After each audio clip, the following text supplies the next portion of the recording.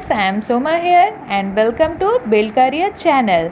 तो आज हम मनी मार्केट इंस्ट्रूमेंट की एक और न्यू इंस्ट्रूमेंट के बारे में पढ़ेंगे जो कि है money market mutual fund. Okay, और ये मनी मार्केट इंस्ट्रूमेंट की लास्ट क्लास है।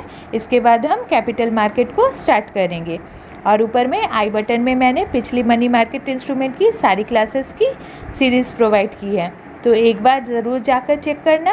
इसलिए इससे आपको मनी मार्केट इंस्ट्रूमेंट की क्लियर नॉलेज हो जाएगी। ओके, तो चलिए मैं अपना इंट्रोडक्शन प्रोवाइड कर दूँ। मैं नेट सेट क्वालिफाइड हूँ, एमकॉम में डिस्टिंक्शन है और साथ ही साथ 2 इयर्स का टीचिंग एक्सपीरियंस भी है। तो चलिए स्टार्ट करते हैं। Please subscribe build career channel and tap the bell icon, जिसको आपको हर दिन नोटिफिकेशन मिल सके। और अपने कमेंट्स मुझे ज़रूर प्रोवाइड करना, जिससे कि मैं और भी अच्छी अच्छी वीडियोस ला सकूं। और प्लीज़ इसे शेयर ज़रूर करना। तो चलिए स्टार्ट करते हैं मनी मार्केट म्यूचुअल फंड को। क्या है ये बेसिकली एक शॉर्ट टर्म इन्वेस्टमेंट है इन high quality debts, cash and cash equivalent में। इसे शॉर्ट में हम क्या कहते हैं? इसे हम शॉर्ट में कहते हैं MFF। ओके, इसलिए ये मनी मार्केट म्यूचुअल फंड को सेफ कंसिडर किया जाता है, क्योंकि इसमें बहुत लो लेवल का रिस्क होता है। और जैसे कि मैंने बताया, ये बहुत हाई क्वालिटी के इंस्ट्रूमेंट में इन्वेस्ट करता है फंड्स को, तो ये predictable risk free return rate भी प्रोवाइड करने में हेल्पफुल है। सो मनी मार्केट म्यूचुअल फंड कैसे वर्क करता है देख लेते हैं। चलिए, working of money market mutual funds. जैसे शॉर्ट टर्म कैश नीड को मैनेज करने के लिए यूज़ किया जाता है। ये म्यूचुअल फंड ओपन एंडेड डेब्ट फंड की कैटेगरी में आते हैं और कैश इक्विवेलेंट में भी डील करते हैं। तो ओपन एंडेड डेब्ट फंड क्या है? इस फंड को हम कौन से फंड है? इस फंड में बायर्स और सेलर्स अपने कन्वीनियंस के हिसाब से बाई और सेल कर सकते हैं। इसमें कोई भी ऐसी रिस्ट्रिक्शन नहीं है या टाइम पीरियड या टाइम लाइन नहीं है कि इसके इतने दिन बाद ही आपको सेल या बाई करनी है, ऐसी कोई रिस्ट्रिक्शन नहीं है। चलिए, तो इसकी maturity period less than 1 year की होती है, क्योंकि ये शॉर्ट टर्म इन्वेस्टमेंट है। मनी मार्केट म्यूचुअल फंड के जो मैनेजर होते हैं वो हाई क्वालिटी लिक्विड इंस्ट्रूमेंट जैसे कि टी बिल्स या फिर रीपर्चेज एग्रीमेंट या कमर्शियल पेपर या सर्टिफिकेट ऑफ डिपॉजिट, ऐसे में इसमें फंड को इन्वेस्ट करते हैं। ओके, ये सारे हैं। मैं ज़्यादा इसमें हाईलाइट नहीं कर रही हूँ, नहीं तो आपको दिखने में प्रॉब्लम होगी। तो इसका मेन टारगेट है यूनिट होल्डर्स के लिए इंटरेस्ट अर्न करना, और साथ ही साथ ये भी ऑब्जेक्टिव है कि मार्केट की फ्लक्चुएशन को मिनिमाइज कर एसेट की वैल्यू को मेंटेन करके रखना। ओके, तो कौन कौन है जो कि मनी मार्केट म्यूचुअल फंड में इन्वेस्ट कर सकते हैं? वो इन्वेस्टर जो शॉर्ट टर्म यानी कि 1 ईयर के लिए इन्वेस्ट करना चाहते हैं और इंटरेस्ट भी इससे अर्न करना चाहते हैं, वो इसमें इन्वेस्ट कर सकते हैं। ओके, तो ये मनी मार्केट फंड क्या करती है? ये सारे फंड्स को डाइवर्सिफाई पोर्टफोलियो में इन्वेस्ट करती है, जिससे कि शॉर्ट टर्म में हाई प्रॉफिट अर्न किया जा सके। तो डाइवर्सिफाई पोर्टफोलियो का मतलब अलग अलग तरह के जो भी मनी मार्केट इंस्ट्रूमेंट है उनमें ये अलग अलग तरह से फंड इन्वेस्ट करती है, जो कि उस टाइम पे हाई प्रॉफिट शो कर रहे हों। ओके, और क्या करती है? जो इन्वेस्टर बैंक के सेविंग अकाउंट में रिस्क से डरते हैं और रिस्क के डर से वो इन्वेस्ट करते हैं, वो इस मनी मार्केट फंड में इन्वेस्ट कर सकते हैं, क्योंकि ये शॉर्ट पीरियड के लिए है।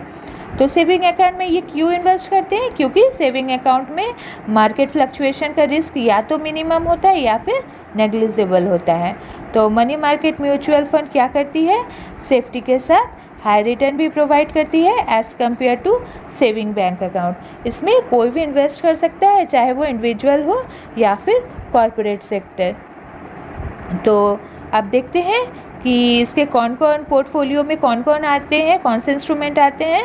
तो इसमें जो भी मनी मार्केट की सारे इंस्ट्रूमेंट भी उस टाइम पे जो भी प्रॉफिटेबल है, इसे डिस्ट्रीब्यूट उसमें करके प्रॉफिट अर्न कर सकते हैं। तो इसमें certificate of deposit, commercial paper, repurchase agreement, treasury bills और क्या क्या है, ये सारे जो भी हैं इनमें इन्वेस्ट किया जाता है।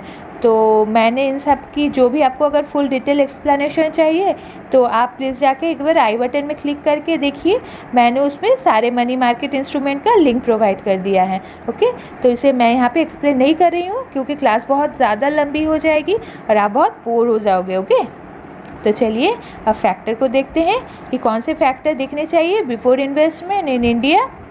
तो इसमें रिटर्न की प्रॉब्लम को देखते हैं कि मनी मार्केट फंड आपको एक हाई रिटर्न दे सकती है as compare to saving bank account, but इसमें अर्निंग की कोई गारंटी नहीं है क्योंकि ये मार्केट फ्लक्चुएशन पर डिपेंड करती है और जो नेट एसेट को वैल्यू को घटा या बढ़ाकर उसके इंटरेस्ट रेट पर भी इफेक्ट डालती है।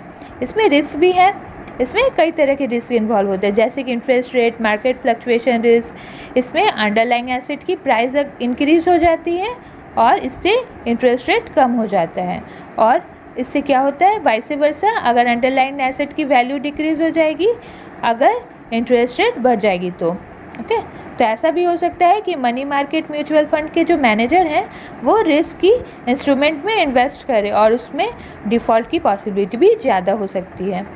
तो इन्वेस्टमेंट की टाइम पीरियड को देखते हैं, ये उन्हीं के लिए सूटेबल है जो शॉर्ट टर्म यानी 3 महीने से लेकर 1 साल तक के लिए इन्वेस्ट करना चाहते हैं। और मैनेजमेंट कॉस्ट में क्या है, तो जो भी फंड हाउसेस होते हैं वो एक फ़ीस चार्ज करती है आपके इन्वेस्टमेंट को मैनेज करने के लिए। तो सेबी जो है वो एक्सपेंस रिस्क को फिक्स करती है। सेबी क्या है, security and exchange board of India. और जो जब market assets under management increase होगी तो कॉस्ट ऑफ ऑपरेशन डिक्रीज़ होता रहेगा। ओके, तो इसकी एम क्या है, अगर आपको एक्स्ट्रा कैश को मेंटेन करके रखना है as a liquid asset then आप मनी मार्केट म्यूचुअल फंड को यूज़ कर सकते हैं। और इसमें टैक्सेशन क्या है, टैक्सेशन है, अगर आप इसमें इन्वेस्ट करेंगे तो आपको इसमें टैक्सेबल कैपिटल गेन होगा।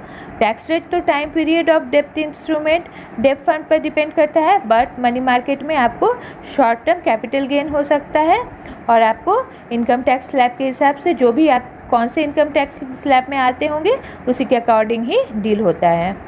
तो कौन कौन से बेस्ट परफॉर्मर है इस मनी मार्केट इंस्ट्रूमेंट के देख लेते हैं। Franklin India saving fund, total quant money market fund, Aditya Birla Sun Life money manager fund retail plan, और कौन से हैं Aditya Birla Sun Life money manager fund और कोटक मनी मार्केट स्कीम।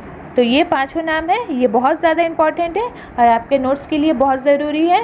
इससे आपकी जो भी आंसर जो कि आप एक्सप्लेन करेंगे एग्ज़ाम में तो ये आपके लिए बहुत हेल्पफुल होगी, और इसको आपको अगर देंगे ये पॉइंट्स को तो आपकी नंबर भी मार्क्स भी इंक्रीज़ होगी। ओके, तो डिस्क्लेमर तो लास्ट में म्यूचुअल फंड में ऐड में आपने देखा ही होगा टीवी में, तो ये तो इम्पॉर्टेंट है ही, लेकिन उसके पहले मैं आपको स्टेप बता देती हूँ कि पहले आप तो ऐसे पेपरली जो भी आप ऑफलाइन तो इसे इन्वेस्ट कर ही सकते हैं, बट अभी ये पेपरलेस वे में भी आप इन्वेस्ट कर सकते हैं। तो क्या है स्टेप्स, पहले आप रजिस्टर करेंगे अपने इन्वेस्टमेंट अकाउंट के लिए, सेकेंड है उनकी सारी डिटेल पर आप ध्यान से पहले पढ़ लेंगे, थर्ड में आप उनकी नो योर कस्टमर मतलब KYC को फॉर्म को फिल करेंगे, फोर्थ में आप उनकी जो भी आप जिसमें मनी मार्केट फंड को इन्वेस्ट करना चाहते हैं वो आप कर देंगे, और लास्ट में जैसे कि मैंने बताया डिस्क्लेमर को देख लेंगे कि क्या है डिस्क्लेमर।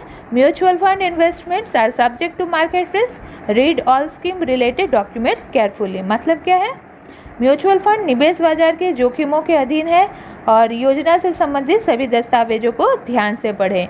तो ये डिस्क्लेमर प्रोवाइड किया जाता है क्योंकि ये मार्केट रिस्क पे डिपेंड है, इसीलिए कोई भी अगर इन्वेस्टर इन्वेस्ट करना चाहे तो एक एक पॉइंट्स को डॉक्यूमेंट्स को क्लियरली इसे रीड करना बहुत ज़रूरी है। ओके, तो ये आज तक तो मनी मार्केट की जितनी भी थी मैंने कंप्लीट करवा दी, और आपसे मैं कैपिटल मार्केट इंस्ट्रूमेंट को पढ़ाऊँगी। ओके, तो thank you for watching, please share this video, thank you।